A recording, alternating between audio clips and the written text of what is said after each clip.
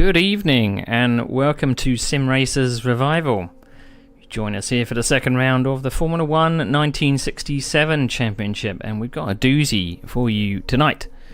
The doozy is Monaco 1967.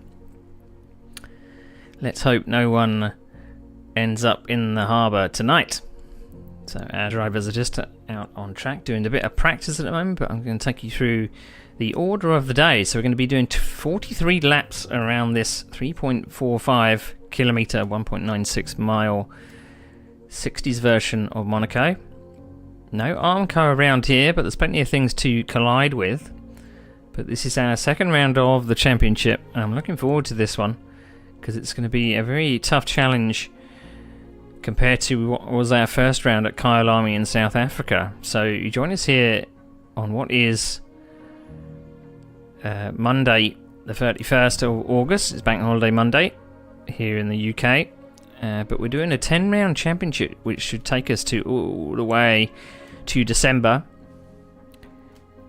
21st of December to be exact, so just before Christmas. But we're running all of the 1960s tracks. I think we're missing out Mosport in Canada, but we have Monaco today, and then in 2 weeks time we head to the Dutch sands of Zandvoort, and then Spa-Francorchamps, and then France for Rouen on the 12th of October. So that's our weeks ahead, but our drivers have got a challenge here tonight, not only just lapping and staying off the walls, but just I've seen a few practice accidents of people flipping it into the harbour, which is an instant retirement. So drivers have got to be wary of that. So as I said, we have had one round so far, and the round we have had was a completely different circuit to this one. So Kyalami, the fast twists and turns of the South African circuit. As you can see from our championship table, it was Aitor Laboa in the Ferrari that came out on top. He didn't lead most of the race, but was kind of gifted the win at a certain point when our leader, Carlos Calderon, unfortunately came to grief. I believe it wasn't on broadcast, but I believe he blew his engine. And these cars can be very, very fragile if you mistreat them during gear shifts up and down. But Matthias Bogle was able to grab second in his Lotus with a great podium finish for Andy Schremser in the Matra. Ralph Becker in the Lotus. He was always in the action from when we cut to him. And Josef Muller in his tiny little Cooper, who was second at one point, but unfortunately late on in the race span into the infield and dropped himself down to 5th place. So that's where it sits at the moment. And as I say, our drivers are out on the circuit at the moment just doing a little bit of practice, getting those laps in, because 43 laps is a long way on this 60s version of Monaco. So it should be an interesting time. So I'm your host, Neil Wood, and I will be taking you through practice, qualifying and the race. So let's get down to the track and join our drivers.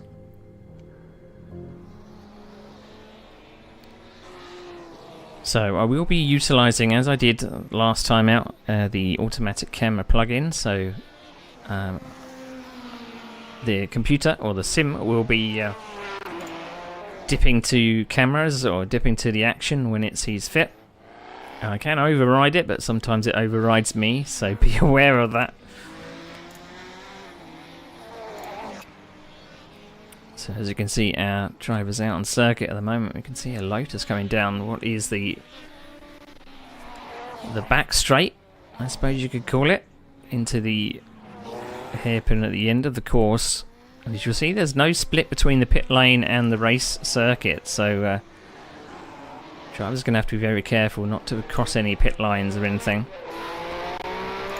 Now we have had a few newcomers to the series, and I've been fighting my hardest to get everyone sorted out with their titles. I might miss a couple here, there and everywhere, But as you can see, Andy Schremser in the blue Matra.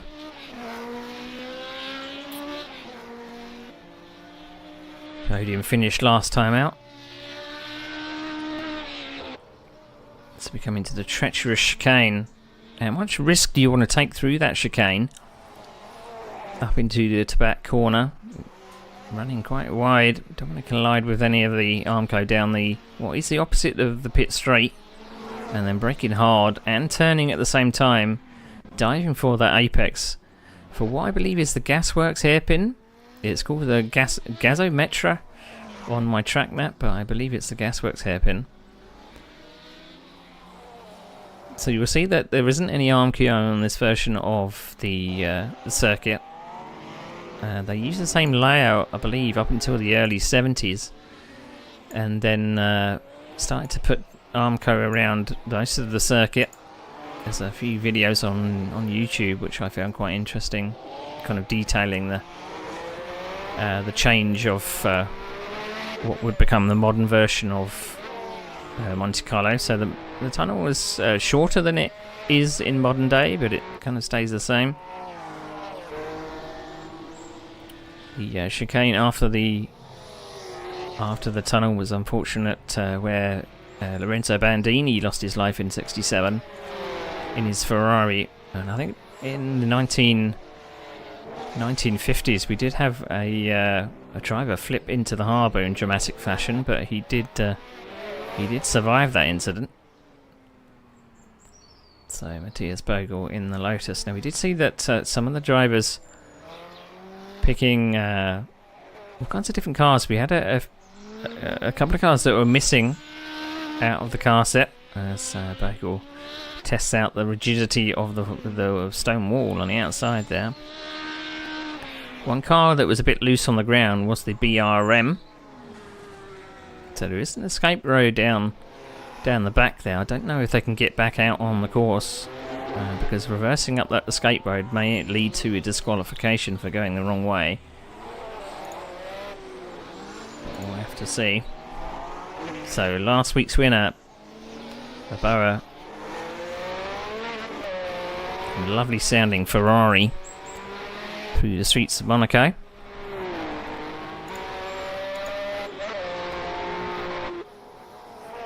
So, coming over the top of the hill, I like to have a little bit of a lift.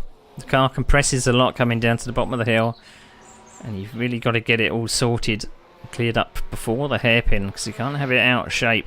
I don't like to have any kind of throttle on through the hairpin, or rather through the chicane. I just have to kind of hold my breath every time I do it, and 43 times they've got to do that. There is a formation to a standing start, but they've got to do it 43 times. So whereas last time out at Kyalami there was lots of slipstream battles on the straights, this is a little bit different. This is a circuit which requires a lot of patience, and I imagine that our drivers kind of got to rewire their brain, thinking that they don't really have to be the fastest, but they do have to possibly think about just being there at the end and scooping up the some of the places that get lost through accidents. And we did see a couple of engine failures last time out, but I don't expect too many here. But of course there's more gear changes at Monaco, so there's more chance to accidentally grab a misshift or hit the red line, or perhaps blip too much on downshift. So there's plenty of opportunity to do that. So I'm looking at Josef Müller in the tower at the moment. He's got a missing logo, and I'm going to have to fix that at some point.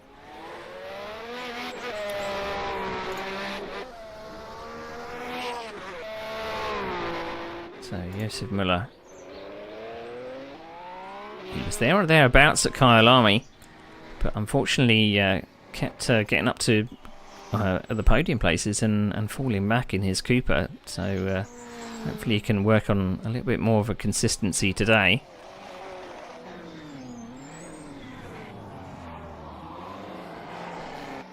So Laboa Setting the pace at Monaco with a 121.4.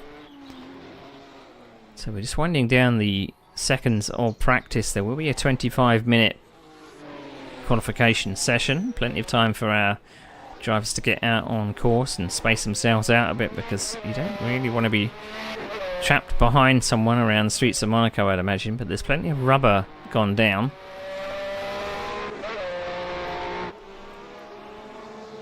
Oh, and that's not how you do the chicane. So, I wonder if car choice is going to be vital here. Our drivers have picked the cars for the season, so they're kind of stuck with their choice. So would a shorter wheelbase car be a bit more of an advantage at Monaco? Maybe the Lotus being a bit bigger and a bit wider is actually a detriment here. And maybe the smaller cars like the Cooper. Another dramatic exit at the bottom of the hill for, I believe that's Ralph Becker in the Lotus. So as I say, it is we do have rules here at Sim Racers Revival that if you do have an accident in quali and you cannot get back to the pits, that is your qualification over.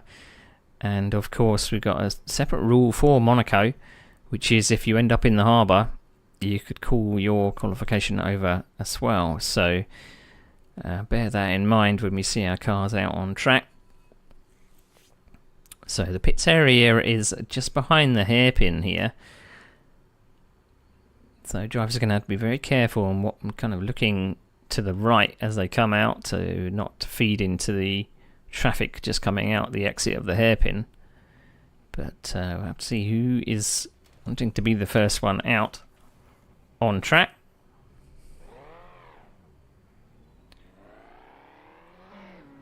So it looks like Bogle has decided to be the first one out on track.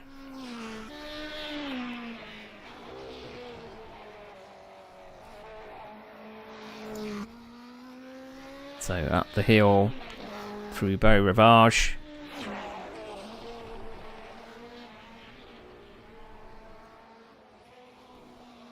Into the Massenet corner and down through the casino. Looks like a roundabout here. And what is the Mirabeau? So you can see the drivers can take a little bit of pavement or sidewalk into the hairpin. You've got to put on full lock to get through there. Through the Portier section down here. Underneath the bridge. And we head towards the tunnel for the first time.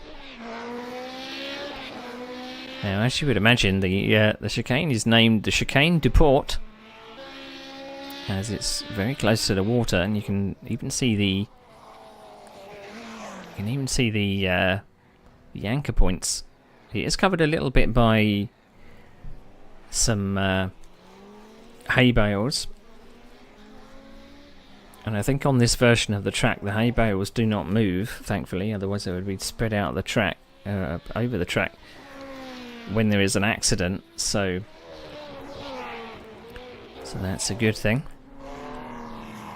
So through the last hairpin for the first time, so Bogle will be the first to start a timed lap. Let's see what he can do. He was around about the podium places, and he's starting his fast lap with someone directly in front of him, so that's not ideal, but we do have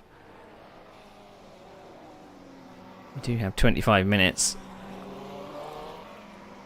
And what these drivers have got to be wary of, particularly in qualifying, is traffic.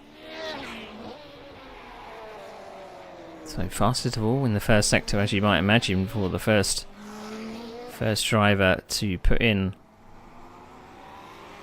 the first sector time. I did see a yellow flag out on track at the chicane. I think that might have been Bruce Chacon, and it did look like he stopped out on circuit and went back to the pits, so I don't know whether the stewards will take a dim view of that.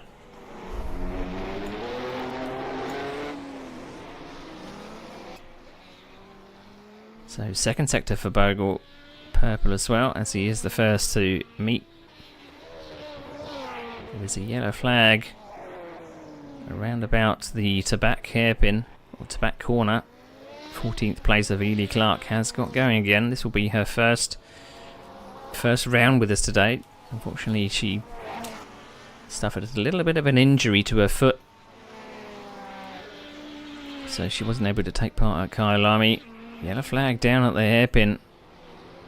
Rosa has come to a stop. So Bogle goes to the top with a 1:25.6. I'd imagine that times are going to be coming down all the time.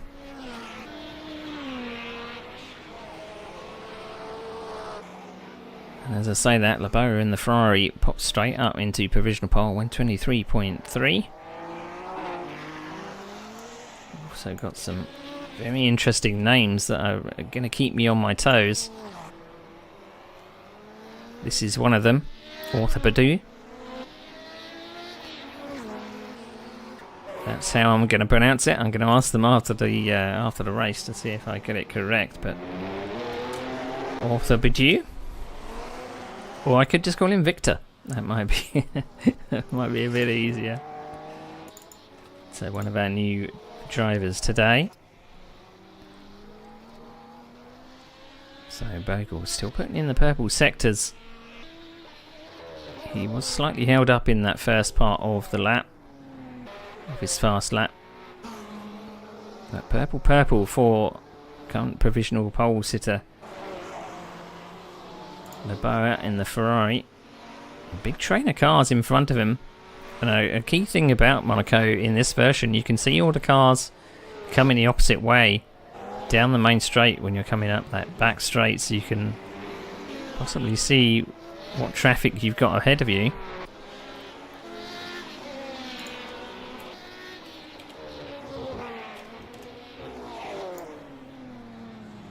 So Victor currently 5th, coming through the last hairpin. So as you saw in Kyalami, it does take a little bit of a while for all these drivers to warm up. Just get their eye in. I'm seeing 4th place of Becker. That's an unfortunate place to come to a halt. And as we said, he's got to get all the way back to the pits with 3 wheels. Otherwise his qualification is over. So he's got to be careful that he doesn't get caught up in anybody.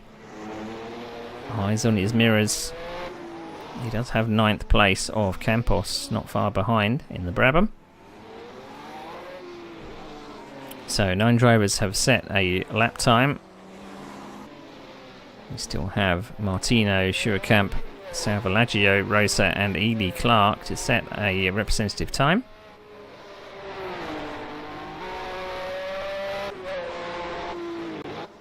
So you heard the Ferrari taking a slight lift down the hill. I think someone took to the escape road. Thankfully it did look like you can actually get through out of the escape road and back out onto the circuit. You don't have to reverse out on track. And it looks like 6th place of Victor has come to a stop near the hairpin.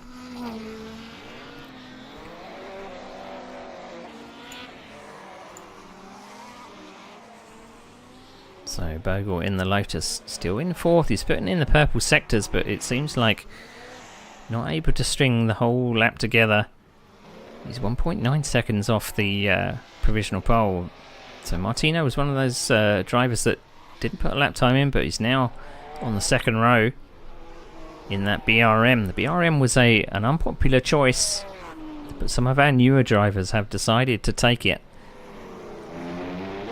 And it's good to see, because I think the BRM personally for me is one of the nicest sounding cars in this car set. So through the hairpin, purple in sector 1, personal best sector 2. Across the line he goes provisional pole. So from 1.9 down on provisional pole, now goes to the top of the timesheets by 0.04 of a second. And instantly blitzed by Martino, 1:22.97. So if you were here for our last broadcast, we broadcasted the 1984 series, So distinctly different from this. No wings on the cars, no turbos to speak of, but still extra challenging on the technique you have to drive these cars. I would say they're slightly more fragile than the 1984 cars, but I find the 60s tracks do have a bit more of a flow to them rather than the 80s tracks that we were using for the 84 season.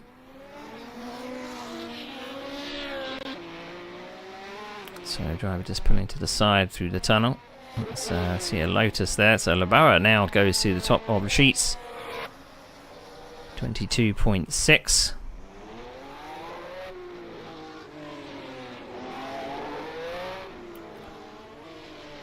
So I can see another driver that's come to a halt at the chicane. The chicane is providing all sorts of trouble.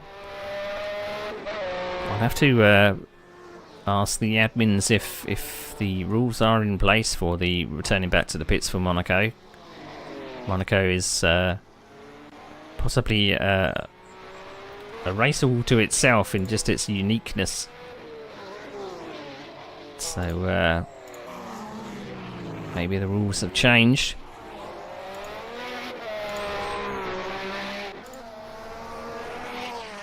So 15 minutes to go, and Laboa leads the provisional pole, 121.4. So we found nearly over a second. Pushing on.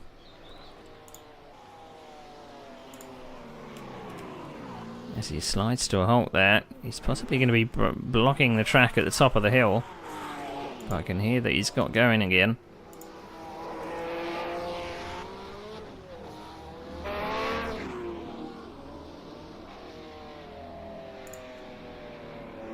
So this lap is in the bin. He's going to have to go for another go. But 1.4 seconds at the top of the leaderboard at the moment. That's so building on the win last time out. It's going to continue. I know for a fact that there are a few absences from 2 weeks ago due to unfortunately some drivers still having problems with the temperature in their next to their sim rig. It is still a little bit warm, so drivers are deciding that it's best to not try sim racing in this weather. And this is Josef Müller has come to the stop. That is the first corner, I believe.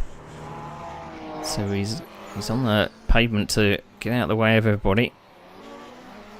So currently 7th place, 4 seconds down. So quite a big disparity in some of the lap times here.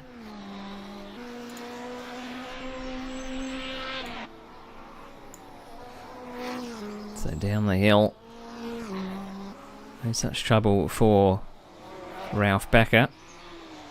So Josef Müller is going to push for another lap. So very high track temperature of about 42 degrees. Air temperature 22. So 42 track, 22 air. That's quite significant. Seeing that Salvalaggio is backing into a parking space at the top of the hill there.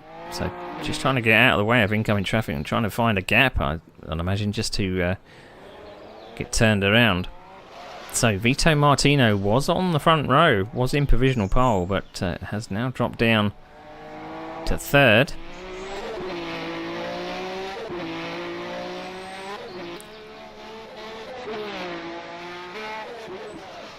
And he hits that lamppost quite... Looked like he span out the rears coming out the tunnel, pushing on. Car does go quite light coming out of the tunnel. He's got to be very careful that... and his his front nose cone was coming to meet him down the hill as well.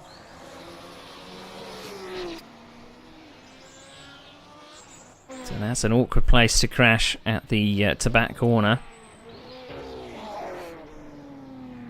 So hopefully you can get it turned around. So Bogle pushing on in the Lotus, currently on the second row in fourth. Schremser on the podium last time out, possibly hoping for something a bit better. Locks up into the final turn, runs a bit wide through the hairpin. This is the first time we've seen the Eagle out on track of Rosa. So the Eagle Westlake.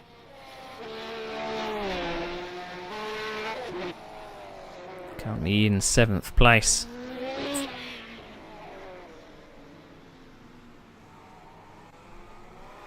So Bogle goes for another go. So personal best in the first sector.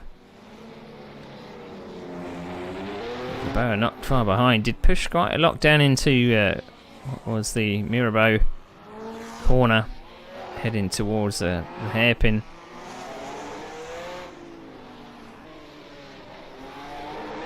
About nearly 1.5 tenths up on his pole time.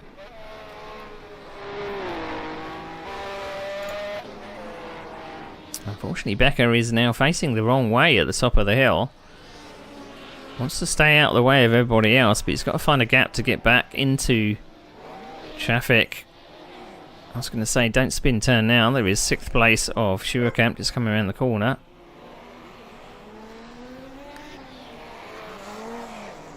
But he does manage to get going again. So every driver has been able to put a lap time in. Salvalaggio, we did see him facing the wrong way at a certain point. He's not put a representative time in. The 58 seconds behind the provisional pole. Possibly some work to do. We did see a couple of drivers that didn't end up putting in a lap time at Kyle Lyman and had to come from the back of the grid. Salvalaggio, I think, was one of them.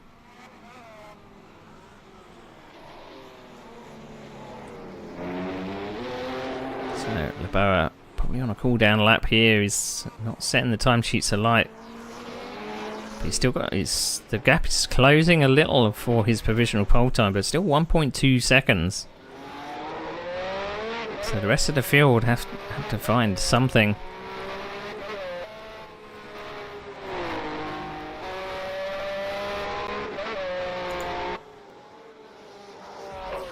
So down through the chicane. So I always hold my breath coming through there. It's always tough.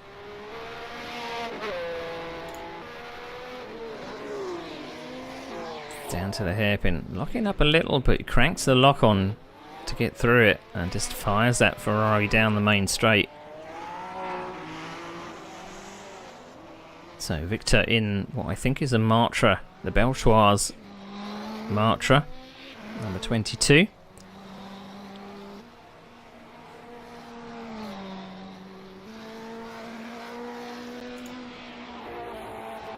So lifting off as you come down the hill and then bury the throttle. When you think you're safe, bury the throttle and head up towards this corner here.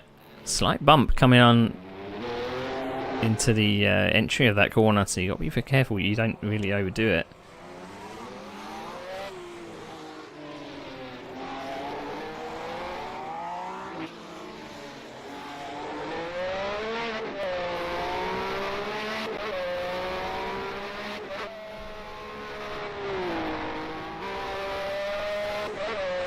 So let's see how Leboa takes this corner. Didn't seem like he took too much of a lift coming through there. There is he gets a bit of air coming through that corner as well. So really pushing on, trying to push this provisional pole out of reach.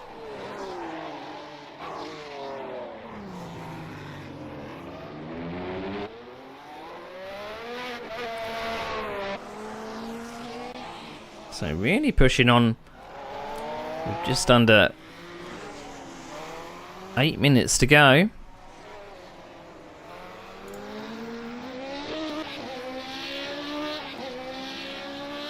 So Victor in the Matra. This will be his first round with Sim Racing Revival this season.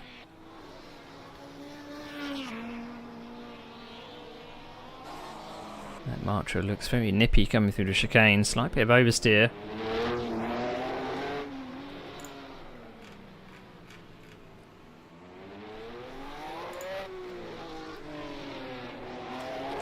the Ferrari proving to be very useful around the streets of Monaco currently. But then again, anything can happen in these races.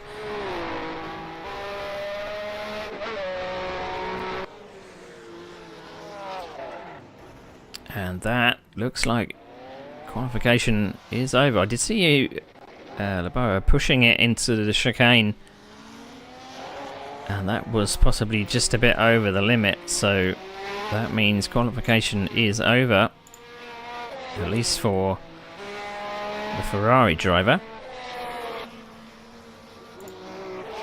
But Martino pushing on. Top three are in the pits. And Martino having a problem getting that car slowed down. There is a slight bump, or a slight a rise coming up to that middle of the corner to that corner. And it's proving to be difficult for this BRM.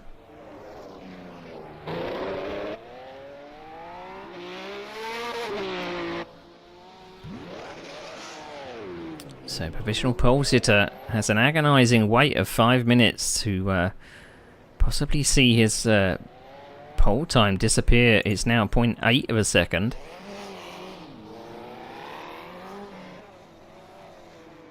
So Schremser now in 4th, 1.6 seconds away from provisional pole in the Matra.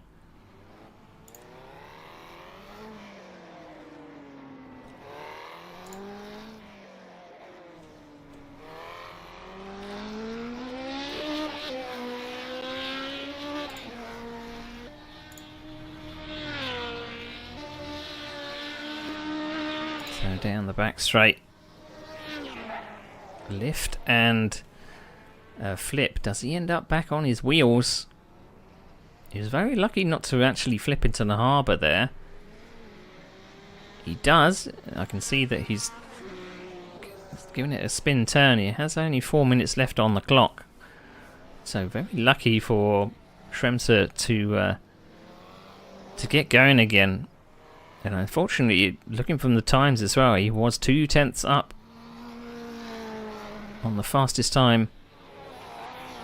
So that was possibly going to maybe be challenging for second on the grid. So that's unfortunate.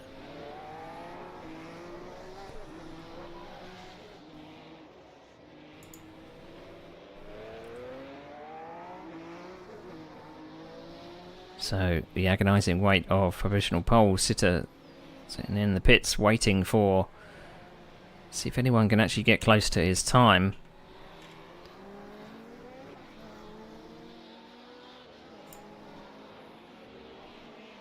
So let's see if we can find any other drivers out on the circuit. Bogle coming out of the final corner on his outlap, crossing the line. Can't be third on the grid. Got 1.3 seconds to find. Josef Müller as well.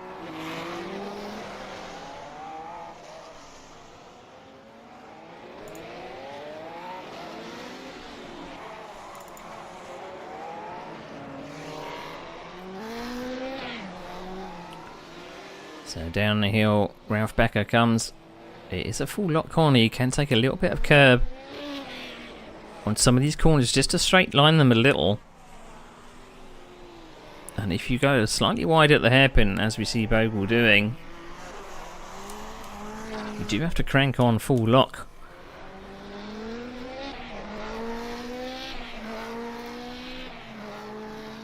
Short yellow flag. I think that was up at the back corner, but the track is now clear. I think that was Schuerkamp coming to a halt.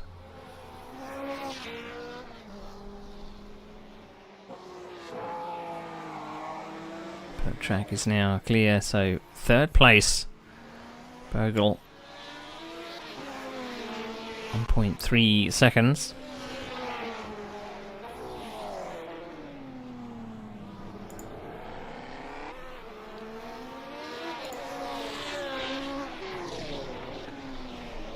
So down to the hairpin, running slightly wide for Martino. Perhaps the PRM's brakes are not as helpful.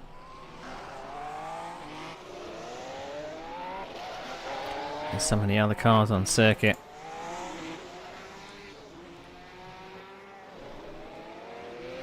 Racer in 6th. Chicane sitting in the pits. So Bogle, by the 400ths of a second, he is now the fastest driver on the circuit. So that first sector is very quick. Let's see what he can do for second and third. We've got 1.5 minutes to go. He should make it round for another lap. Does hit the Armco on the outside, but I don't think any harm was done. Possibly slowed his entry into the chicane. Personal best in sector 2. Coming through the back corner and down to the hairpin. How late do you want to brake down here? It's quite awkward, the entry, because you're turning left and then you've got to pick the point where you turn right, so not really troubling the apex. So Steele stays in third on the grid. That is the second row, so it's the second and third sectors which are proving difficult. Shamsit currently in 4th place, goes across the line. I don't think there was any improvement there. So Martino running slightly wide at the hairpin there. So 24 seconds to go. I think he'll cross the line for another lap.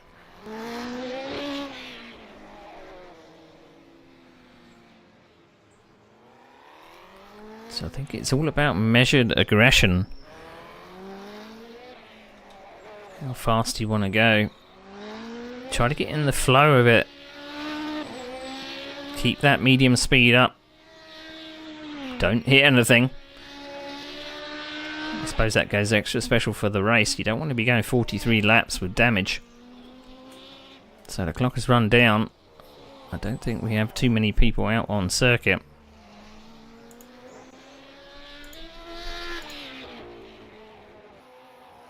So no extra lap time for Bogle, but does cut it quite fine for the last corner. Martino taking a few chances at the chicane and hitting the bales on the outside, and this looks like his bogey corner. Trying to take far too much speed, maybe just pushing a little bit too hard. He will stay in 5th place.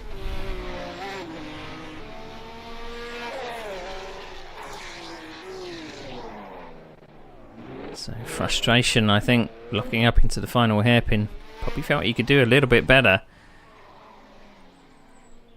But after Leboa's accident of ending up in the harbour, he's managed to survive on provisional pole by 0.84 of a second.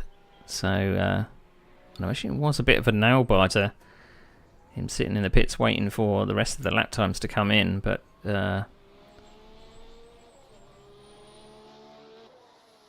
looks like he survived. So we've got one car left out on circuit at the moment. That is, I believe that's the Cooper coming into the pits.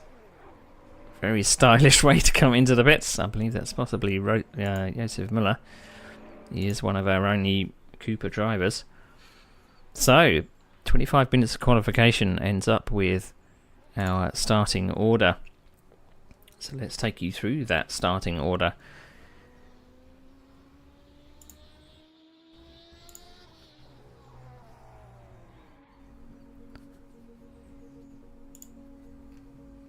So let's have a look at the grid.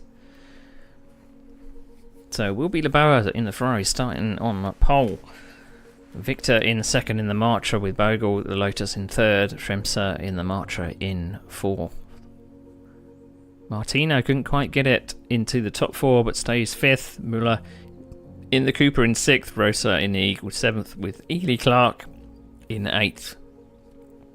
Schuerkamp in the Brabham in 9th, Becker in 10th in the Lotus. Salvalaggio did get a representative time in 11th. And the John Love car of Chicane there. Now I'm going to call that Michi. I'm not sure how to pronounce his surname there. 13th. This is his first race with us. And Kenny Campos right at the end there, 14th in the Brabham, which I believe is the BT11 Brabham there.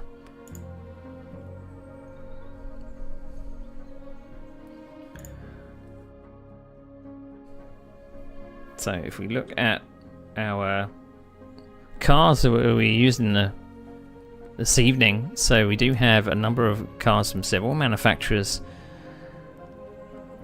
The Brabham, seen a couple of those, a couple of BRMs out on circuit as well. The Cooper, the small Cooper, you'll notice it because it has a flat front end. The very dark blue looking Eagle Westlake, and the Ferrari, quite a distinctive engine note from the Ferrari. Not sure we've seen many people take the Honda. You would notice the Honda from being a bright white and red colour scheme. And then we have the LDS, the Lotus, the Matra and the McLaren. I don't think we've had any drivers taking the McLaren either, so be good to see a few differing body types or differing cars and engine sounds. But if we have a look at the circuit that we've got set out for us today, this is the 60s version of this circuit. It's been around since 1929, and this version of the circuit is the 1955 to the 1971 layout. So 3.45 kilometers or 1.95 miles, 13 turns. Track record by Jackie Stewart in the Tyrrell 004 in 1971, which was a 122.2. So always an interesting Grand Prix. There's not a lot of passing in the modern Grand Prix either. Maybe feels a little wider in the 60s configuration. Definitely a lot more risk because it's not surrounded by Armco. There's lampposts and hay bales to hit. So definitely the most dangerous version of Monaco we can race on in sim racing. And into the harbour, I'm just seeing in the background someone going into the harbour. So that's how racing looks on the streets of Monaco. Just a reminder that we will be back in 2 weeks' time after this, going to the sand dunes of Zandvoort on the 14th of September. And then on the 28th of September, we will be going to Spa-Francorchamps for round 4. And then round 5, heading to the countryside, or the French countryside of Rouen on the 12th of October. And then Silverstone for round 6, Nordschleife for round 7, Monza round 8, Watkins Glen round 9, and known as the Hermanos Rodriguez circuit in Mexico for the last round, round 10. So watch out for those white polos. If you've ever seen that circuit before, you'll know what I'm talking about. So drivers are just out on their warm-up laps at the moment.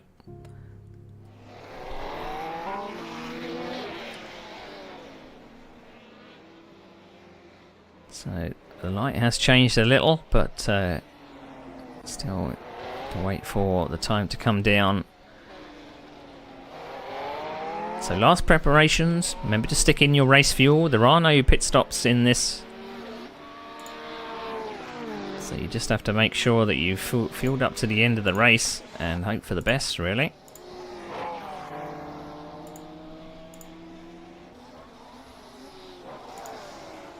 So there's the big slight bump in the circuit coming up to the Tabat corner.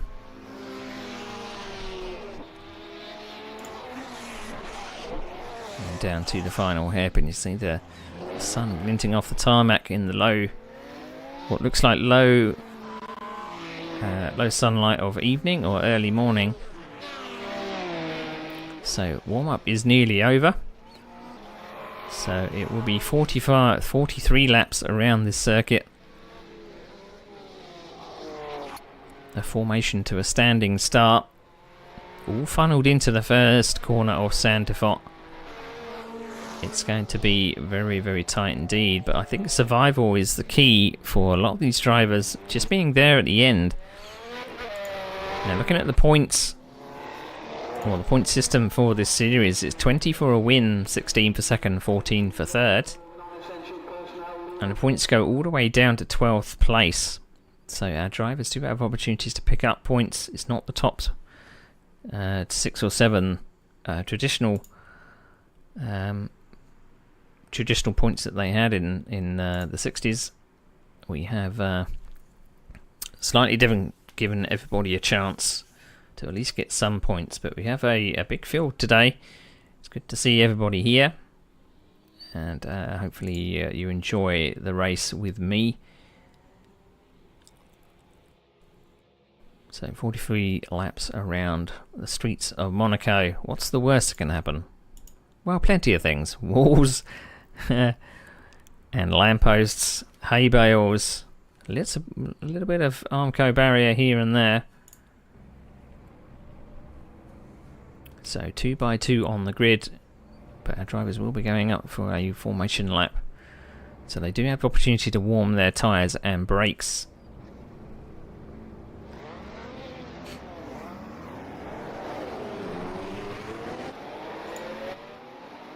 So pole sitter Laboa leads them away.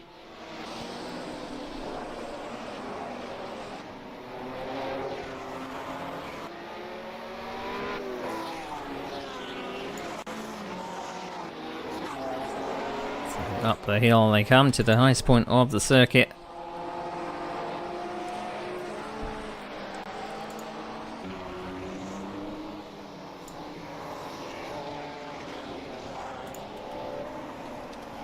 It's lovely scenic coming through the buildings here, but it looks lovely at night. I'm not sure you'd want to run this at night, but apparently there is night lighting on this track. You'd have to be a brave person to run at night.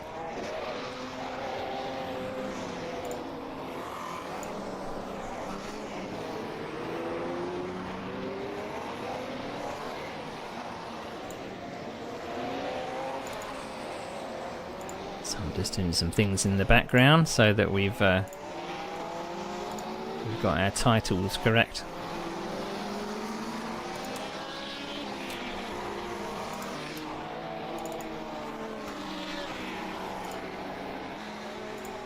Let's see if I did it all. So not too much weaving, not too many kind of modern methods of warming up your tyres. These tyres are quite durable. There'll be no significant tyre wear or anything in this race.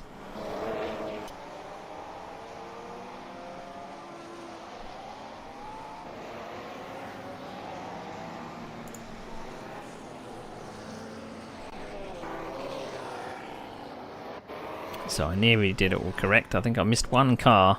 So Chacon doesn't have the label, the logo. So I'll fix that for next time. So down at the front of the grid. Just waiting for the last of the cars to form up.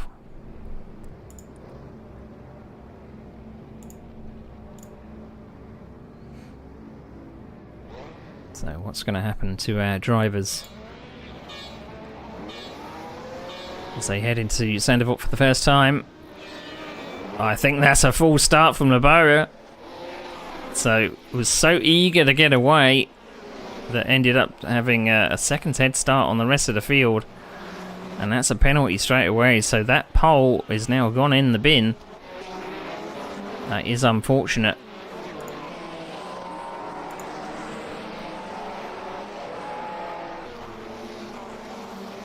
Here's a very short pit lane where you just blend into the pit lane at the start, so not really too hard, but he's going to drop to the back of the field. He doesn't specify if it's a drive-through or a stop-and-go penalty, but so it looks like everyone is filed through on the first lap. as we come to the chicane for the first time. Hopefully there's going to be no dramas for our drivers.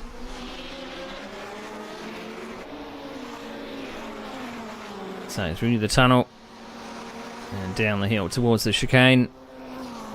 Slight look from Ely Clark in 5th, but not wanting to push it too far. Becker coming up and over the rise in 6th place, just behind Ely Clark. So three Lotuses in the top 6.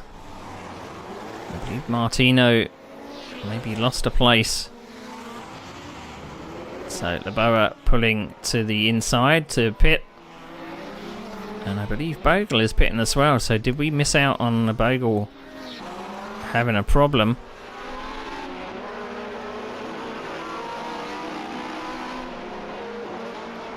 So Laboa does maintain his lead. I'm wondering whether he pulled to the inside of the track to go down the pit lane and just full throttled all the way through the pit lane, because there isn't any significant pit speed. So I wonder whether the stewards might take a little bit of a dim view of that, because it was still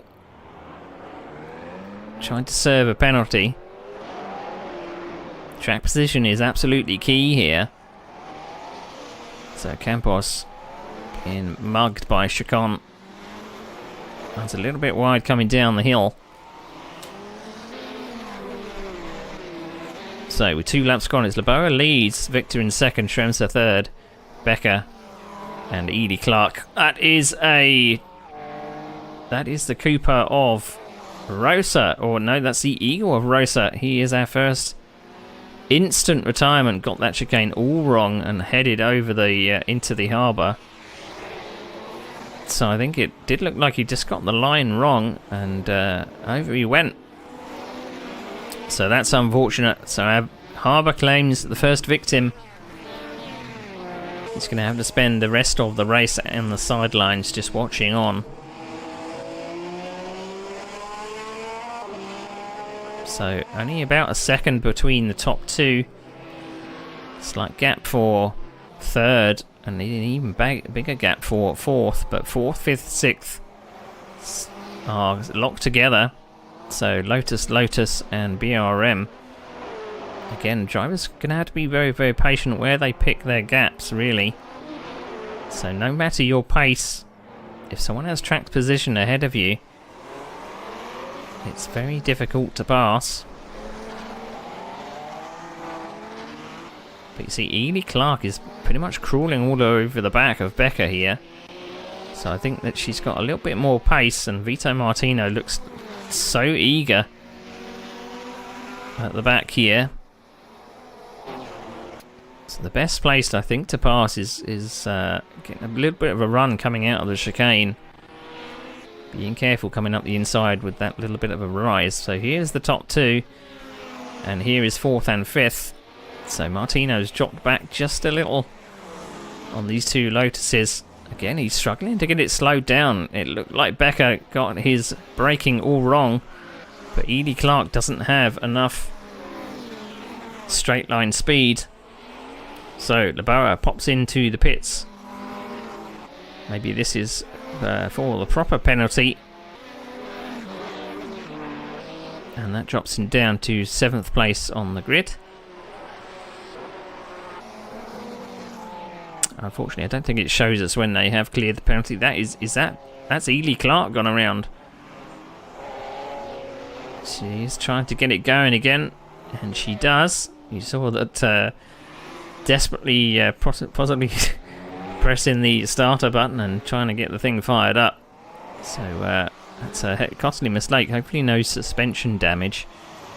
That drops Ely Clark down to 8th place. Back into the traffic. So now Victor leads, with Schremser in 2nd by 1.7 seconds. So Chacon chasing what looks like the recovering Ely Clark. We'll soon see whether Ely Clark has damage. So very tentative Bruno coming into the chicane, and you'd imagine why, because it's very, very difficult And very easy to lose it down there as well. So Laboa now dropped down to 6th place. He has Josef Müller in his sights. So Martino. It's now Martino's turn to have a go at Ralf Becker. Let's see how wide that Lotus is. So 5 laps gone. Let's have a look at the positions gained and lost. So the biggest winner out of the places was Ralf Becker, up 7 places to 3rd. So the most places gained in the first 5 laps of the race, but the biggest loser unfortunately has been Matthias Bogle. We did see him popping into the pits. As we see Laboa possibly trying to get around the outside of Bruno here. That's very brave. It looked like Bruno was trying to keep a tight line. Can that Ferrari power out of the car? He does. He does get over the top. I didn't think that was actually possible to go around the outside there, but made it stick. So Martino chasing Becker for what is now 3rd place on the road.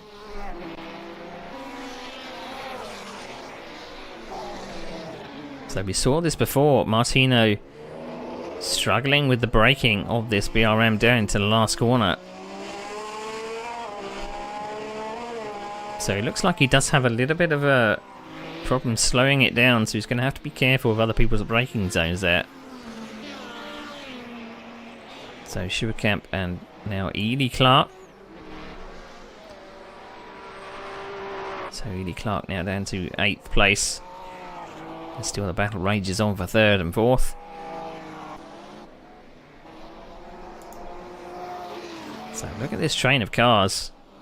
Ely Clark at the back of this train of cars here.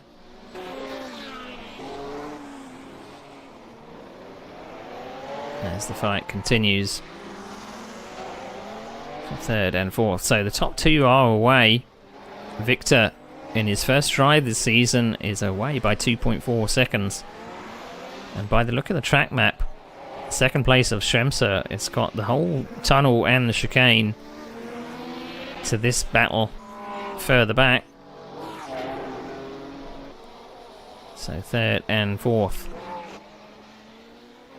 And we saw Vito Martino hitting that side wall there ever so often in qualifying. So Ely Clark wants this place. That Brabham seems very, very wide around Monaco. Slight lock up from Schuerkamp coming into the hairpin. Fastest lap time after Laboa has served his penalty.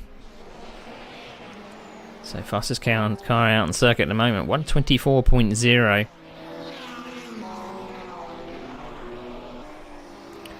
So only 1 retirement so far. We've still got 13 drivers out on circuit at the moment. But this is the closest battle on the track at the moment. Lotus versus BRM. Martino near enough pushing that Lotus around the hairpin. And now we have a Ferrari for company, so Laboa has now joined the party.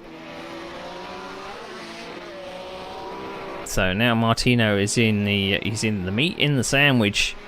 So he's got to have eyes in the back of his head and still try and possibly fight this Lotus. Now looking at lap times, Ralf Becker and Martino are in the 126s.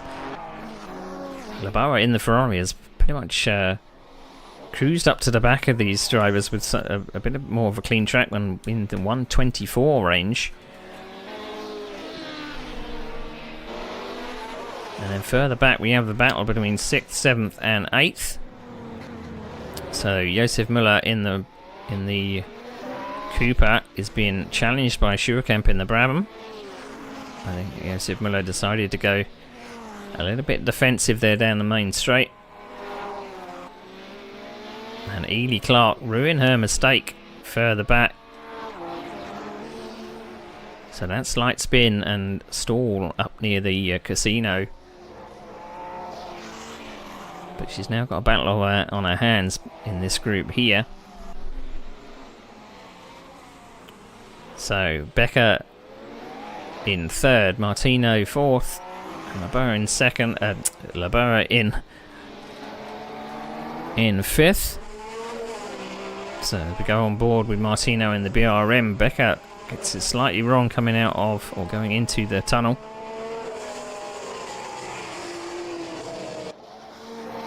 So you see how much the BRM was lifting. I think Laboa may have got a run up to back corner, but doesn't feel confident enough to put alongside. So Martino does get it stopped, takes a wider line out of the hairpin, which gives Laboa the chance to go through. Does Martino fancy a re-look up the inside? I thought that Laboa was actually going to try 2 into 1 as Becca gets it all wrong into turn 1, leaving the door wide open. And now Laboa is away, and Vito Martino is possibly kicking himself because that door swung wide open, but only one car could get through. So possible little mistakes creeping in. And you can see the frustration creeping in. He desperately wants to get past, but the streets of Monaco are so narrow. So trying to find any piece of track, any space at all to get any kind of purchase to get a run. So after that early penalty for that I believe that's someone gone around at the hairpin at the chicane. Indeed it is. I think that's Schremser, and unfortunately Schremser is going to end up in the harbour. That's unfortunate. That is very unfortunate. And we did see that Ferrari of Laboa came through and I think accidentally tipped him over the edge, but I don't think you can find fault with that.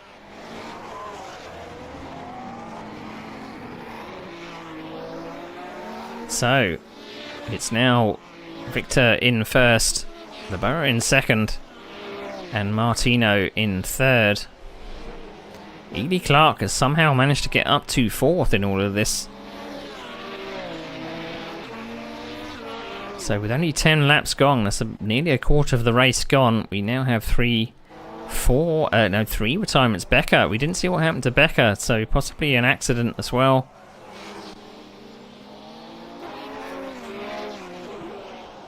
So, Ely Clark past Josef Müller and Schurekamp. So Josef Müller now is at the back of this group and has now got Bogle in for company. So Victor's probably thanking his lucky stars. He's got the whole of Sector 3 to himself. Now looking at lap times, I think Laboa has about 7/10 on Victor, so let's see if that gap comes down. It's 18 seconds at the moment. So after all the melee at the chicane that has left 2 drivers out of the race, the harbour claims another victim.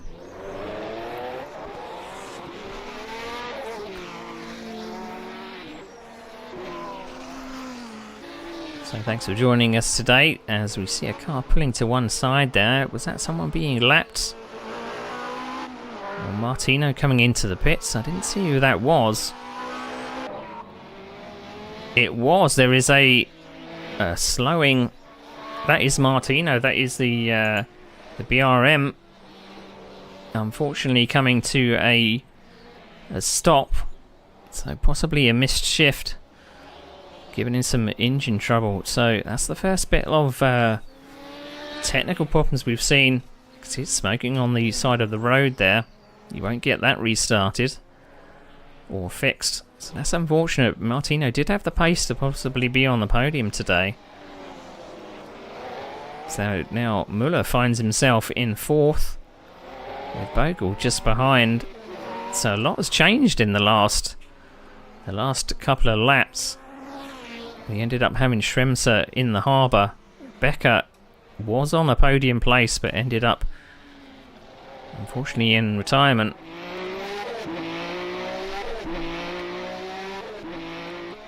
So Edie Clark's probably wondering what's happened to everybody. She's now on the podium, but she's got 7 seconds to catch second place. But Lotus versus Cooper, that's a good battle for 4th and 5th. And we come back to Kenny Campos in the Matra. Just coming through the last part. I'm seeing a yellow flag. I think we've had another victim into the harbour. So that Mitchie, his first race with us, currently in 9th, but I believe that's going to be a retirement. It is. So the harbour claims one more. So how many are we going to have left at the race? There's only 12 laps gone. So Edie Clark, through all of this melee, having to spin herself and stalling the car through Casino Square.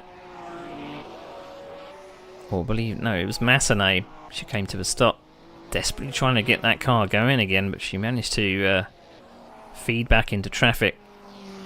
And is now staring down a podium. Quite a safe podium at the moment, and I don't really want to give anyone the commentator's curse, but so Victor out in front, able to capitalise on jump start of Laboa, and has just drifted out into the lead. That gap coming down to 13 seconds for the lead, so we'll keep an eye on that. Bogle locking it up into the hairpin. Closest battle on track at the moment. We're actually going to come across some lapped cars as well. So that is the lapped car, I believe, of Kenny Campos in at 9th. So I suppose only one thing we've got to think of is the less cars are on the track, the less traffic there will be. So a lot of the cars are quite spaced out, apart from this battle for 4th and 5th. Bogle has managed to get past Josef Müller. But does Josef Müller have anything in response? So it would match his best finish from 2 weeks ago. See how much lock you have to put on to get around that hairpin. If you miss the apex, you've got to be very careful that you don't speed through it. So 30 laps remaining. And now I'm going to take a go at the name of the leader. Orthopedou.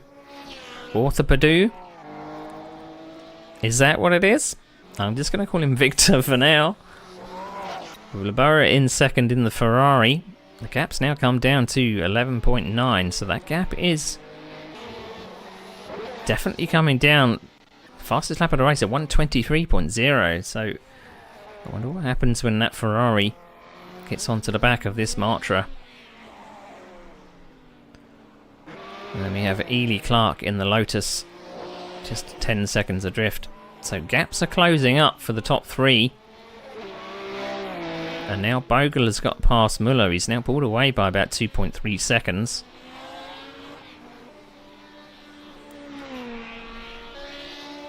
So just keeping your lines consistent, not pushing an awful lot. So we see Laboa fall foul of pushing too hard too soon. We're not even at half distance yet.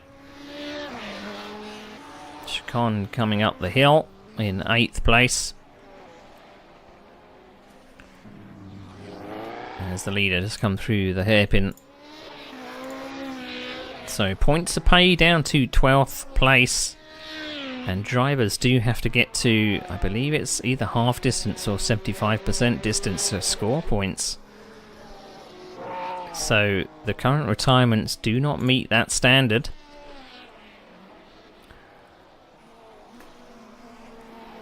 Victor pushing on through Casino Square. Down towards the hairpin. So Ely Clark, there are no cars around, so after all the action early on, it must feel a little bit lonely out there. Schuerkamp missing a front splitter here, so maybe a slight nerf of the barrier, but possibly not a problem. And Salvalaggio started near the back. He's the only BRM left in the field. As we see, Martino has retired now from engine failure. So Victor pushing on over that bump of Tabac. And Laboa now 10 seconds behind. So last lap times for both of them. Victor was a 124.4. Laboa was the fastest lap of the race at 123.0. So the gap is closing, but again, catching is one thing, passing is another, as Murray Walker used to say.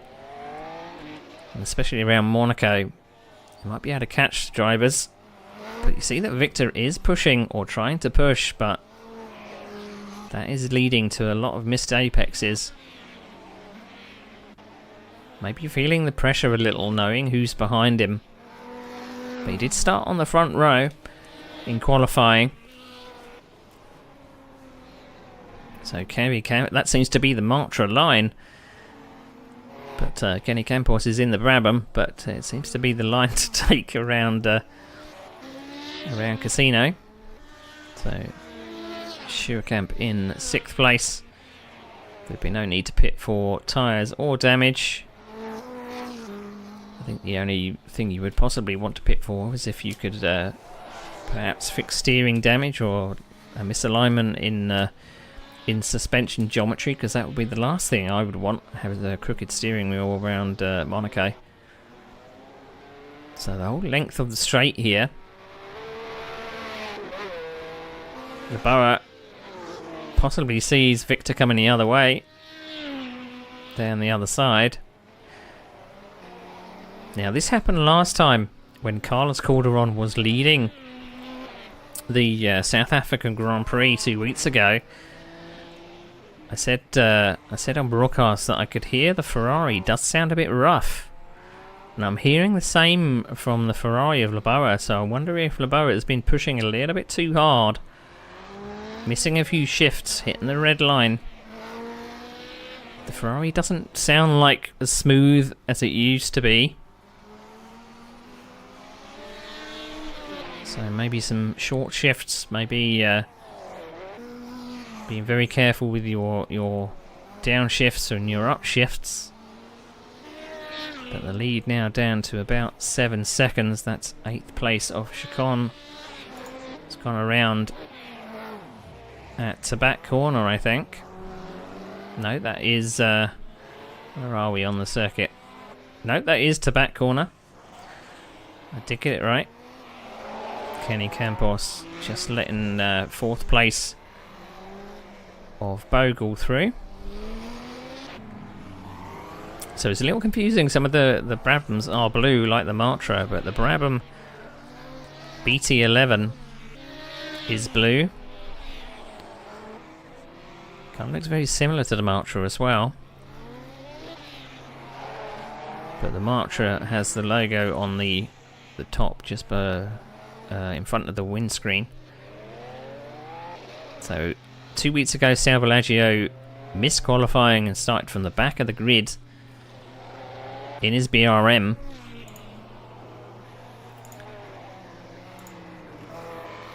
Just looking at where he finished, he managed to finish in 6th place on that occasion. So I wonder whether he can get further up the field. He spent 15, no, just under 10 seconds away from 6th place of Schuerkamp here. And that's possibly Campos just moving out the way of 5th place Josef Müller. Indeed it is.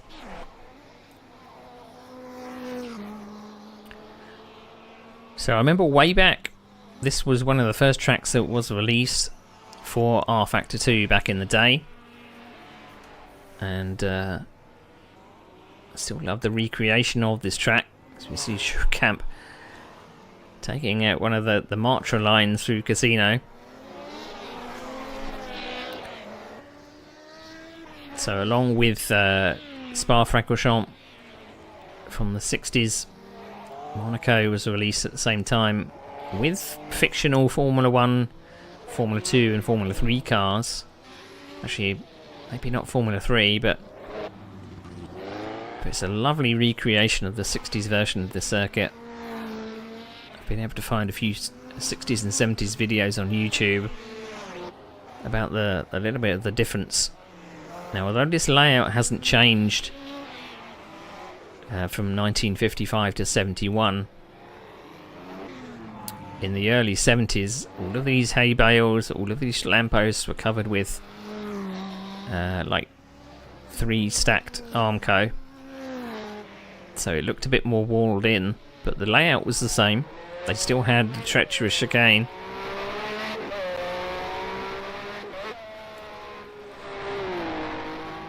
If you check some of the history of the track, that is the leader. So how did he end up the wrong way there? So a slight mistake from Victor, which has allowed quite an easy pass for Leboeuf in the end in a Ferrari.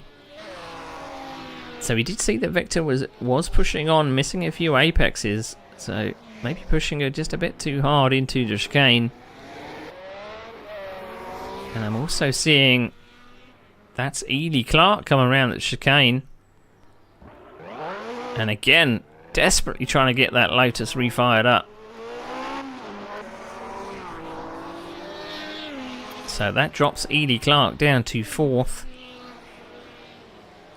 So the chicane is claiming a lot of victims today.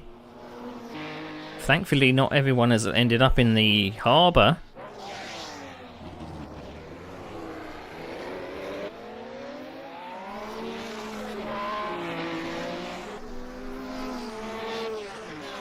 So I wonder whether Victor has anything for Leboeuf. Again, Leboeuf must be thanking his lucky stars, really. He had the jump start. I don't know what lights he was reacting to, but he left the rest of the field standing by about a second, and then the green light went, which gave him a pit penalty, and I think he had to come in and do a stop and go, which knocked him down the field. And through other people's mistakes and retirements, he's back in the lead. So 20 laps gone. We are nearing half distance. How many more will survive? We currently have 9 on the circuit at the moment, and as I said, in practice and qualifying, just being there at the end is enough, I think. So a lot of these drivers near the back of the field just have to keep it consistent. Maybe some of the faster guys will be making a few more mistakes. So Josef Müller now has Ely Clark in his sights. So a couple of spins, a couple of costly spins from Ely Clark.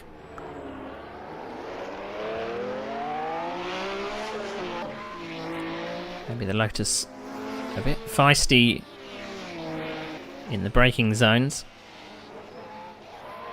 So she had a spin near Casino coming into Massenet, and she's also had a spin coming through the chicane. Hopefully no damage to the car. It's the last thing you want coming around Monaco, but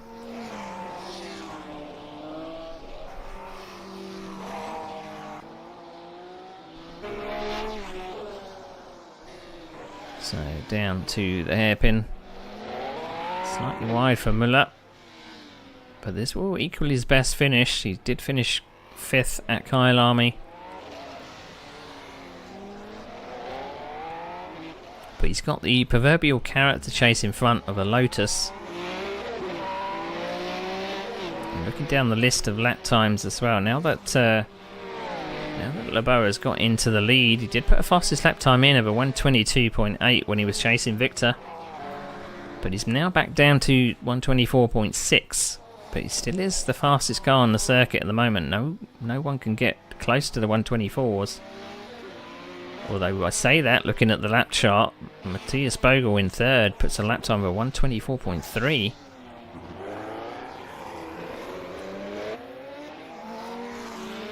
But he is 15 seconds adrift of Victor in 2nd, so we'll have to see whether anything changes. But this is the closest battle on the track at the moment. Don't run over my camera, boys.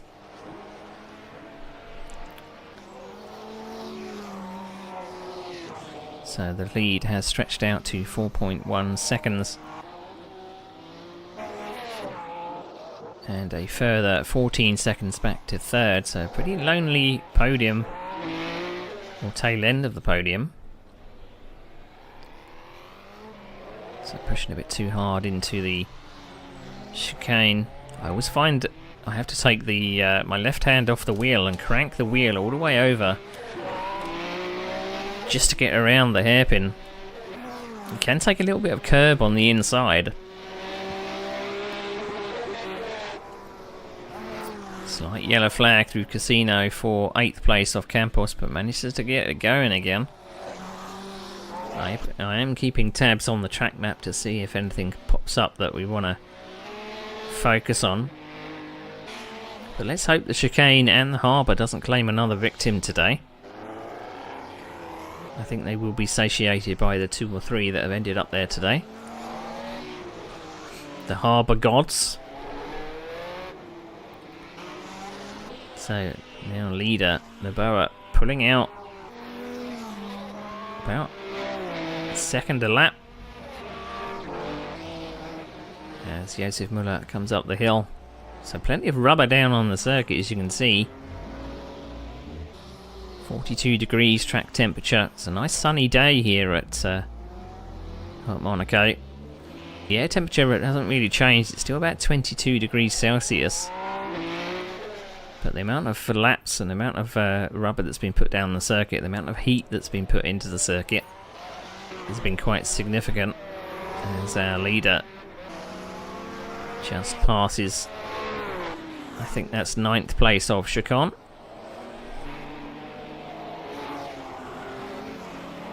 And Victor taking a very tight line to turn 1. Looked like he was possibly recovering from an accident or something there, but it's very hard to spot the actual apex of turn 1. But you can run a little bit of curb coming up the hill. So Campos with 2nd place, I believe, right behind him. So Chicon coming down the hill out of the hairpin.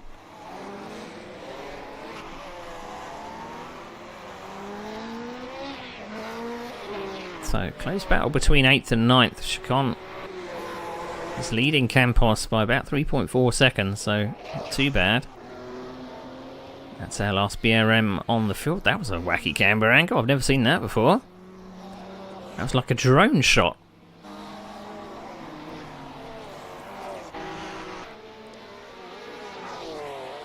So I'm not sure which of those blue cars are missing the front end there. That's possibly Campos. So I don't think we have any other blue cars left now. No, actually it's Victor, wasn't it? Victor in 2nd place has the missing front end, so we can now tell the difference between Victor and Campos.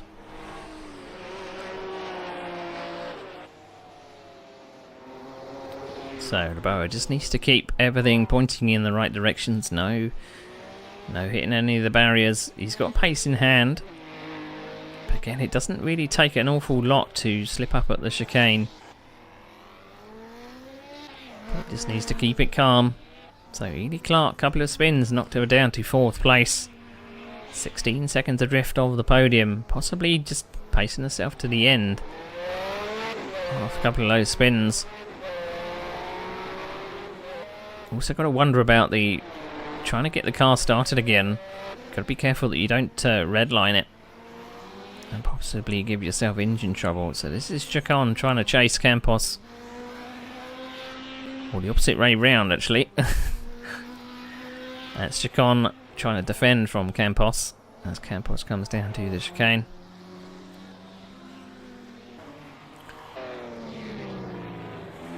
Through the hairpin.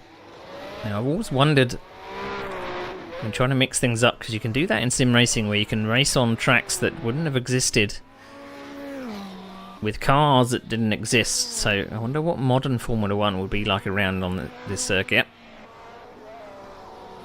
And I wonder what these cars would be like around the modern version of Monaco. But that's the beauty of sim racing, you can do that kind of thing.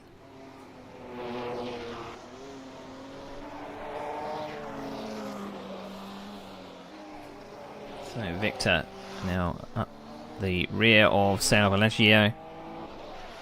Our only BRM left in the field.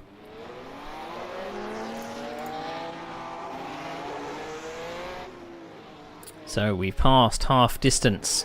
Well done to everybody that's made it to half distance. It's an achievement in itself. See Surecamp coming up to the hairpin. Missing that front fender. I'm not sure that's going to cause too much trouble. Will probably gives the engine a bit more air. But you see how early Salvalaggio comes off the throttle coming down into the chicane. Generally don't want to be on the throttle as you come over the rise. Gets you all out of shape. You need to be all kind of... car needs to be settled to get through the chicane. And then as soon as you feel that you're safe, floor it all the way down to the back corner.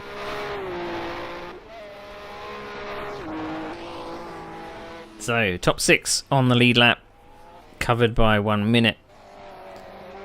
With Salvalaggio down 1 lap, but Chicane and Campos on the lap of all their own.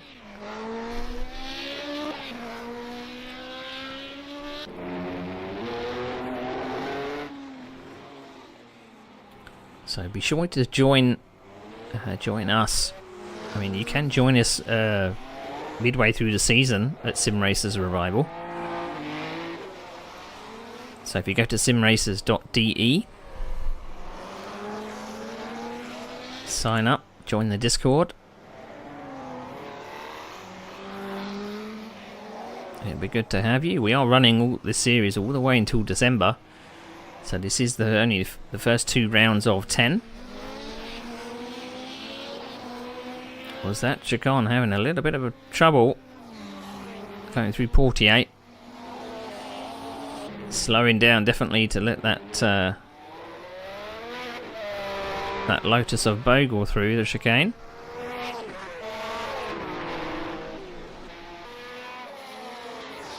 Salvalaggio coming up to the hairpin.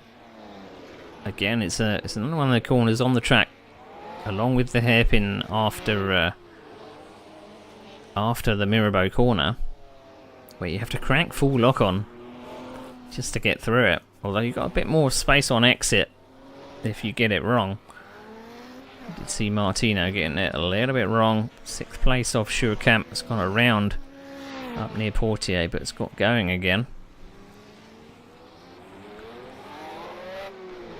So Laboa continuing on in his Ferrari. Last lap times of 1:22.9. So not slowing up. He's got some definite pace around this circuit. That's 4th place, now 5th place of Edie Clark. That's a different place to spin this time. So how come she was maybe clipped a curb or something coming up the hill? That seemed a very strange place to spin. But that means she's now dropped down to 5th place. And Josef Müller now up to 4th.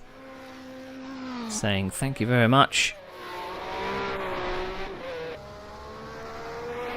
Again, I'm listening to that engine note of the Ferrari, and I was wondering whether it was just a sound glitch before.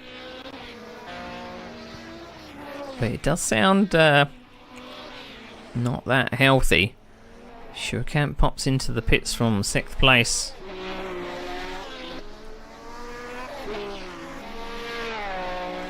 In fact, maybe that was just popping over the pit line. It showed that it was in the pits, but it didn't show that it was actually stopped, so possibly just going over the pit line on the inside. Because there is no separating wall on this version of Monaco. And we're not really expecting any pit stops either. It's the tyres don't have that amount of wear. You would possibly only pit for damage. Can fill up the fuel tank and make it the rest of the way. So leader Laboa out in front. Campos still going in 9th. The gap has now gone up to about 7.5 seconds at the back of the field. So slight problem from Campos. But still in the points.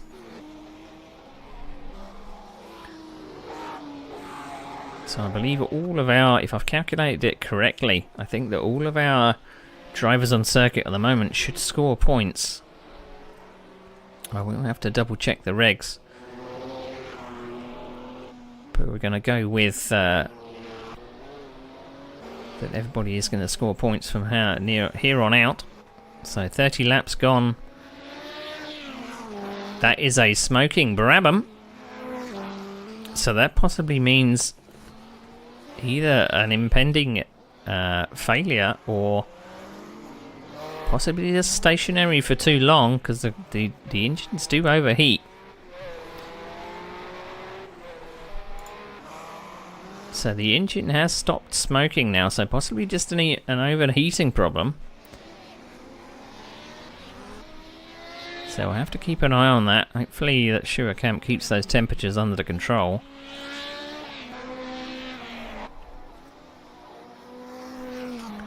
But Salvalaggio is not far away. He's only 5 seconds adrift from 6th place. The engine is smoking as well. It's getting worse.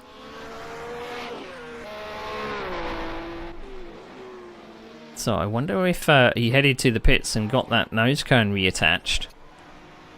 And just suffering a bit, trying to get the temperatures down.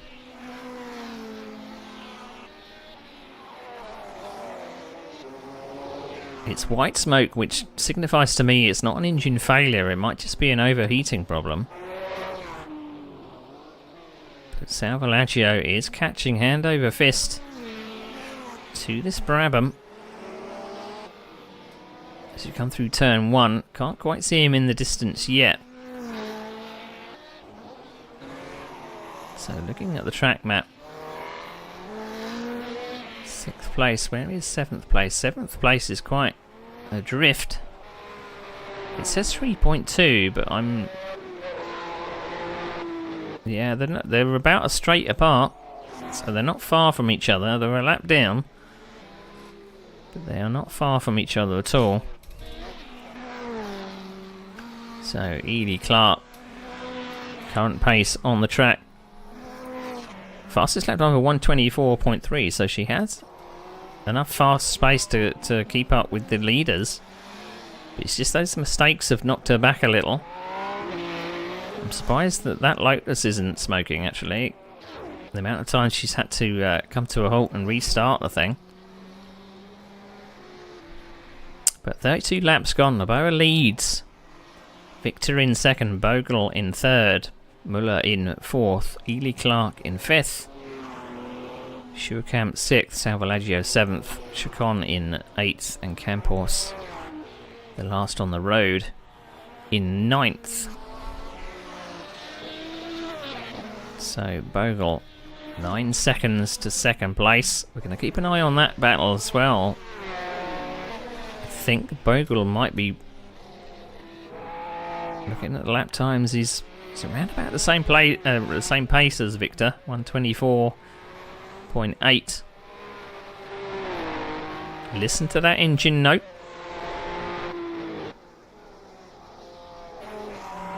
Doesn't sound very healthy, does it? That Ferrari. Again, I'm erring on the side of caution. I don't know if that's if I'm hearing things.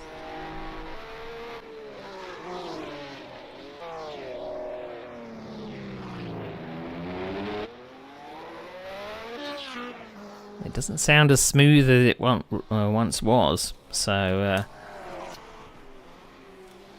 we did have a Ferrari failure 2 weeks ago, but that was Carlos Calderon, and that failure took him out of the lead. So I don't want to curse our leader, who's currently in the lead in a Ferrari. But whenever I hear that Ferrari going past, it always it doesn't sound as smooth as any of the other cars on the circuit. So 10 laps to go, 10 laps to survive. I think the harbour has claimed enough victims this race. I'll have to find out after the race. A few of the drivers will kind of talk in Discord about their how their race went, and I can get a good idea of maybe the cameras missed them. There was a couple of drivers that we didn't actually see go off or have an accident, unbeknownst to us. So the automatic cameras can get some of the action, but sometimes it will miss. So Josef Müller, 10 laps remaining. Josef Müller still plugging on, 10 seconds adrift is Ely Clark.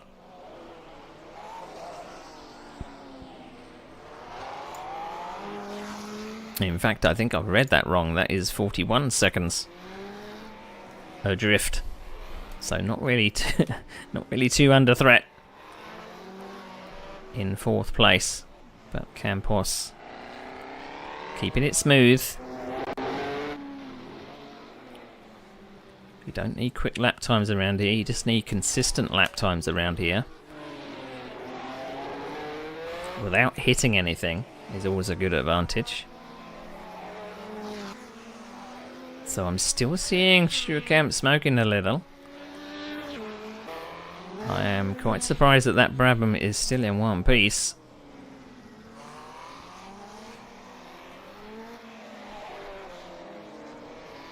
I'm wondering how long it can actually last whilst it's smoking away like that. That is, it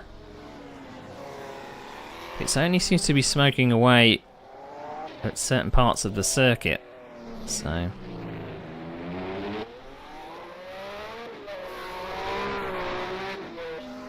yeah, Ferrari is still sounding a bit weird. He has the lead by about 11 seconds. Doesn't really need to push too much. Sound like very early gear shifts from Salvalaggio. 2.8 seconds to Schuurkamp, so Schuurkamp is definitely slowing down. Last time around 128.2. So Schuurkamp is in danger of losing that 6th place. But again, even if Salvalaggio catches, even having the a lap time advantage, so you can see they're both in the same straight. And we see Kenny Campos. Unfortunately, it was the only solid object and he had to hit it. He was near enough nearly missing it, but hopefully that doesn't have any lasting effect. It's always the way. You slip down the hill or come out the tunnel, and you see the lamppost coming, and you can't really do anything to avoid it. It seems to be purposely placed there.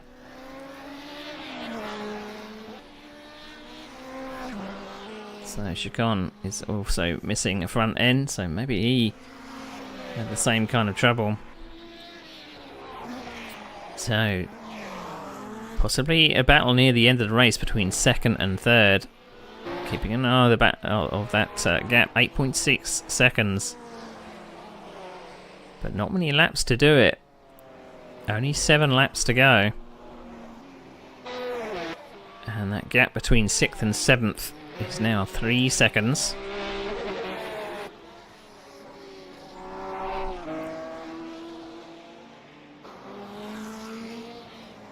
So I'm looking at two little marks on the map. I can see 2 of them getting very, very close. But as is the way with these things, I sometimes think that they run out of laps. But Bogle is pushing on, so Bogle last lap around You can actually get down to the 123s, but last lap around 124.0. Last lap around for Victor was 125.9. So we got a battle on for second place here.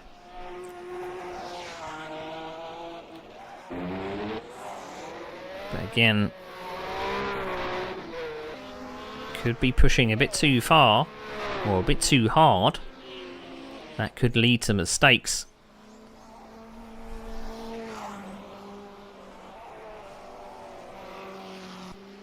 So second and third look like it's about the length of the main straight, which doesn't seem, it doesn't seem a long time in lap time, like 6.5 seconds, but it looks like a long way on the map. That is 9th place that's come adrift.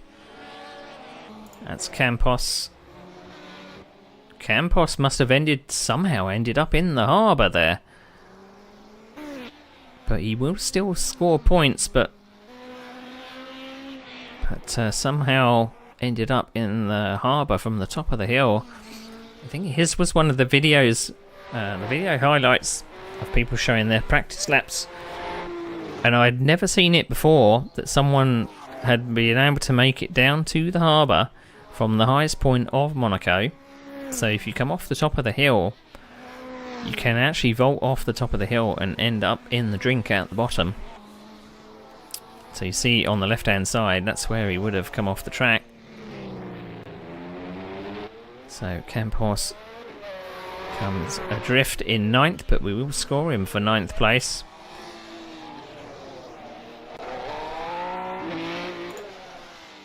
So 9th place.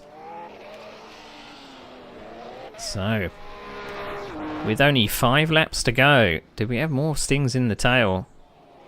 6th and 7th place have now spread out a little. So I'm seeing them on the map. They look relatively close. And Salvalaggio is going to be lapped again by Josef Müller. But it's the length of a straight between 6th and 7th place.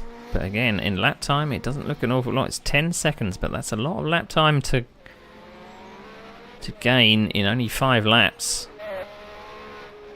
Ferrari is being held together. Evie Clark now in 5th. She was either just lapped by Victor, or she's coming up to lap or unlap herself from Victor. So the leaders have lapped all the way up to 5th place on the road.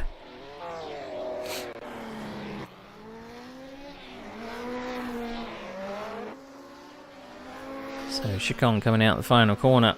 That is the leader just behind him. 5 laps remaining in this race. Schuurkamp still going, so under the threat of Salvalaggio. That gap doesn't seem to be closing as fast as I thought it would, so that battle that was shaping up at the end of the race might not materialise, but I'm still looking at 2nd and 3rd. It's now 5.5 seconds. So all it's going to take is slightly wide at a corner, or the victim, the chicane claiming another victim rather.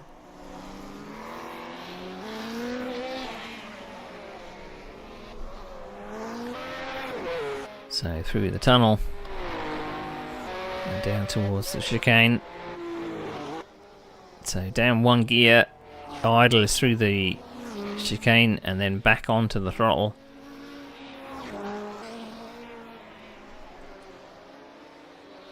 This Brabham seems to be made of strong stuff. I've seen it been smoking for the last, what seems like 10 laps, but it's not broken just yet.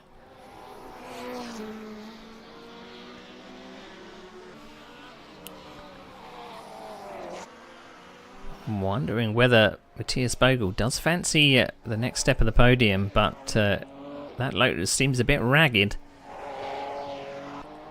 So I'm wondering whether just settling for 3rd rather being the strategy here. So Labara in the Ferrari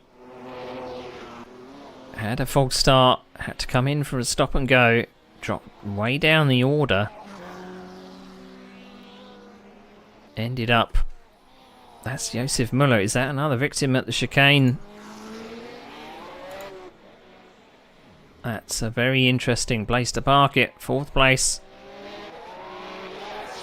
Missing the front end. But Ely Clark wasn't close enough to capitalise, so Josef Muller survives another day.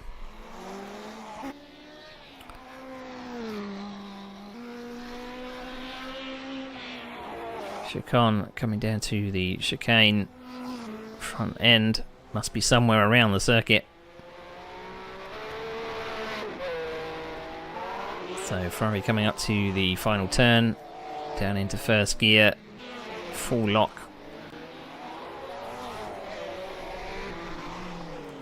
Chicane does is the same. The radiator exposed. Slight bit of oversteer on exit as well.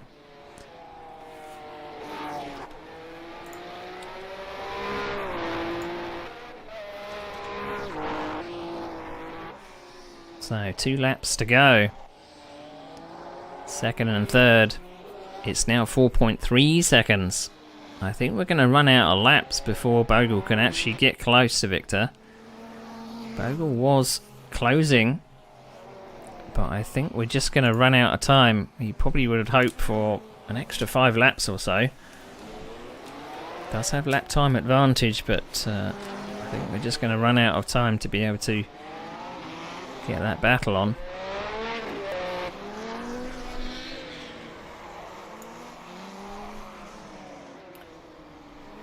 So, are we expecting a late sting in the tail?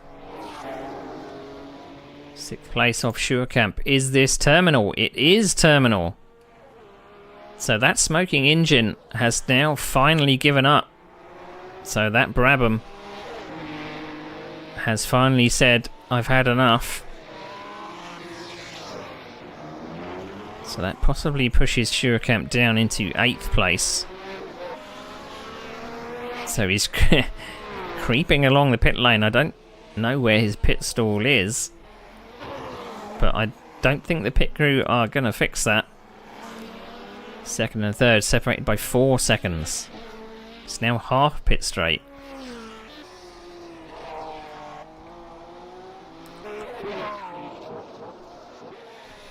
But there is 2 lapped cars in between second and third. So Bogle has to get past, first get past 8th place of Chicane. And he does so. As the leader is got a buffer of about 11 seconds, so he's fine. Ely Clark, one around. But now only 16 seconds adrift of Muller, but no real hope of catching in the last 2 laps. So Bogle is possibly going to be feeling like too little too late, really. That his push in this final portion of the race has been quick. And he can possibly see the car ahead as well. It's frustrating when that happens, that you can see who you're catching, but you can see the laps ticking down and you're like, just need a little more.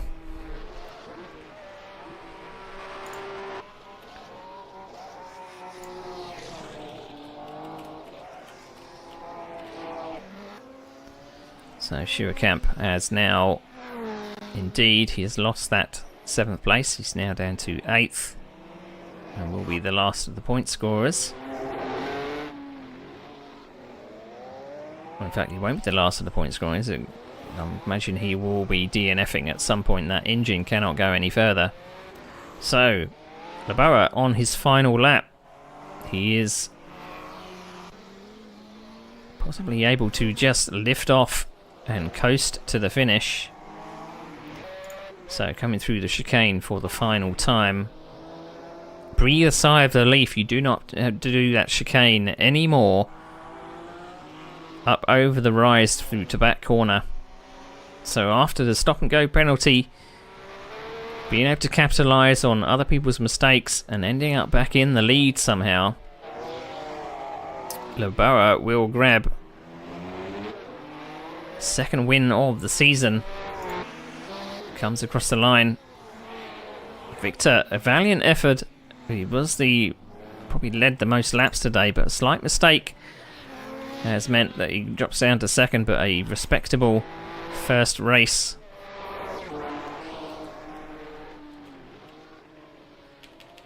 Third place will be Bogle. Close but no cigar. It did look like it was going to be a battle late on in the race, but ended up not being so. So Josef Müller comes across the line, as does Ely Clark in fifth. I'm going to put these things on my spreadsheet so I can do all the points. Sixth place will be Salvalaggio. I'm seeing him stopped at turn 1, but I think he still came across the line.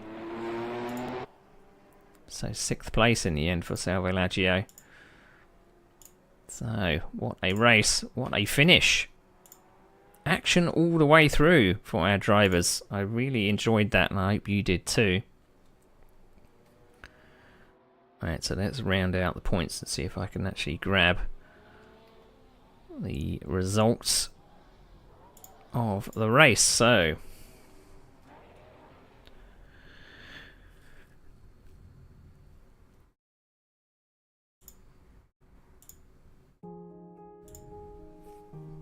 right, so if we go to the session results, these are unofficial, these are provisional, but Laboa does get the win from Victor in second. In fact, I didn't actually put him down on the list. I gave him third place, not third place. So Laboa gets first. Victor in second, first race with us. And that's a good start to opening his campaign in the 67 cars. Bogle, late run to try and get up to second place, but stays on the podium in third. He had the pace, but not quite there. Josef Müller did end up with missing his front fender, but does come home in fourth in the end. A few spins from Ely Clark, which meant that she's going to end up in fifth. She said before the race that these cars are tough, and I agree. So Salvalaggio does come away with sixth place in the end, in the only BRM in the field. And we have seventh place of Bruno Chacon and Kenny Campos, which will be the last of our scorers. I believe they finished the right amount of laps. So 10th place DNF for Michi. I'm going to have to ask him how he pronounces his name, because I'm not even going to try. Martino, an early retirement for Martino in 11th. And then we have over the page, Ralph Becker in the Lotus was in the action. It was a three-way battle for third at one point, but Becker, he was off camera retirement. And Andy Schremser was actually at the edge. He had an accident through the final chicane, and I think a car came through at full speed, could not avoid, and gave him a little bit of a nudge, a little bit of a help into the harbour. So that was a little bit unfortunate. He was on the podium at the start, so mistakes led to an unfortunate retirement and an early bath. Literally an early bath. Thomas Rosa, I think, did the same in his Eagle, and will come away with 14th and a DNF. So we will be heading in 2 weeks to Zandvoort. So we say bye-bye to the streets of Monaco, the walls and the lampposts and the harbour, of course. And we'll be heading to the sand dunes of the Netherlands on the 14th of September. Now, Zandvoort in its 1960s layout. Lots of hills, lots of flowing turns, but an unforgiving circuit that seems to be very, very difficult to pass on. I've raced it quite a few times in these 60s cars in multiple sims, and it just seems to be the flow of the circuit, and the only real passing place is down the main straight, it seems. But you have to gather it all up through the first 2 sectors, be right under the rear exhaust pipe of the car ahead, and pass up the main straight. So round 4, Spa-Francorchamps, the second longest circuit we will be doing this season, on the 28th of September. So look forward to that one. There's going to be lots of lampposts and fences to hit there, and houses. I say from experience, I've hit a couple of houses, ended up on someone's front doorstep upside down many a time. And then round 5, we head to France for the Rouen Grand Prix on the 12th of October. So this race, or these races, take place every 2 weeks at SIMRACERS Revival, heading all the way to the last round, round 10, on the 21st of December. So plenty of racing to come, and plenty of racing to watch. So I'm looking forward to the next round. It's been energetic at Monaco. I didn't actually expect that many to fall foul of the harbour, but it did claim some victims. Maybe a few drivers pushing a little bit too hard, and it ending up in the drink. So let's have a look at if I can generate the points, perhaps. Let's generate the standings. I've got all of this noted down on my spreadsheet, so hopefully it all works. Does all the maths for me. So, showing the season standings, if I've done it all correctly, it will show that Leboa still leads with maximum points, 20 points for 2 first places. So who can catch Leboa in the Ferrari? Matthias Bogle in second with 30 points, and the Cooper of Josef Muller in third. Victor in fourth, only done 1 race, but managed to pop up to 4th straight away with Salvalaggio. 8 points brings him to a total of 16, so level on points with Victor. Then unfortunately a retirement from Schremser means that he stays on 14th points and 6th. Ralph Becker in 7th with 12. Ely Clark opens her campaign with 10 points in 8th. Schuerkamp, retirement in this race, but did grab some points. So 8 for him. And then Chacon at the bottom there, 10th place with 6. So that is our top 10. So thank you very much for joining us at SIMRACERS Revival. We'll see you in 2 weeks' time. See you then.